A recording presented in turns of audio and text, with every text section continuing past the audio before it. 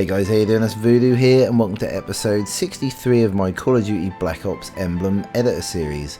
Today we're taking a look at a logo that takes, well, it needs no introduction really. It's the Nike logo and relatively simple to do, but if you want to make it look really nice then it's a little bit more difficult. So basically what I've tried to do on this one is I've gone for a 3D effect to give it that sort of depth on the image, and it took a little bit of fiddling about to do and look nice, but in the end I managed to get it in there and get it looking how I wanted it. So obviously the brand doesn't need any introduction. They do sports clothing and various bits and pieces, shoes, clothes, etc., and quite a sort of prestigious sports brand really.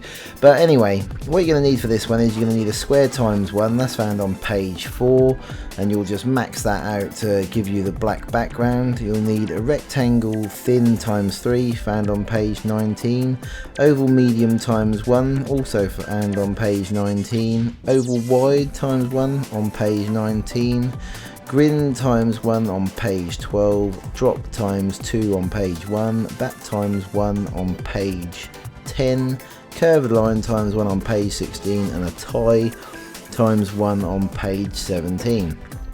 Now right at the end of this image you'll see that I actually lift the sort of sideways swoosh bit up because it's a little bit too low. At first I messed about with it and got it exactly sort of as it is now, but when I sort of like put it up towards a sort of another logo, that wasn't 100% right.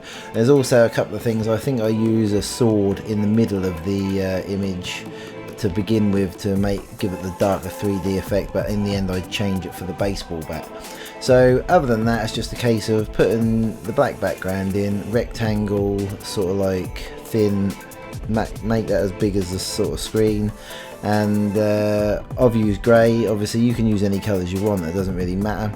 Then I've flattened, I've sort of made the tick sort of line with a second rectangle thin, which is then sort of like cut that down to make it look more like the swoosh.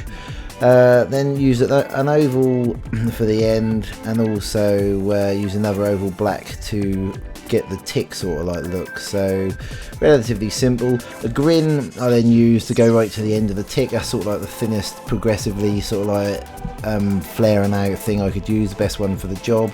Use a couple of drops in there to give it sort of the real dark bit, to give it that sort of look of depth. Swap out the sword for a bat, relatively simple. Then I just grab the curved line just to sort of edge off the drip to make it look sort of like nicely rounded. So relatively simple, as I said guys. Obviously whatever colours you want to do, feel free. I use the tie just to thicken out the bat, just to make it look a little bit more sort of like progressive, and that's about it.